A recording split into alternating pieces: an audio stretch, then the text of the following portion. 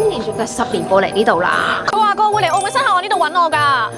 澳門大賽700萬嗰個光雕 show 好靚。我哋就係喺嗰度。好似有啲咁啊！係咯，有冇亂啲啊？少少啦。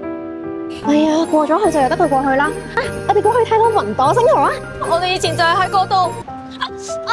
扭親腳啊，好似行唔到啊。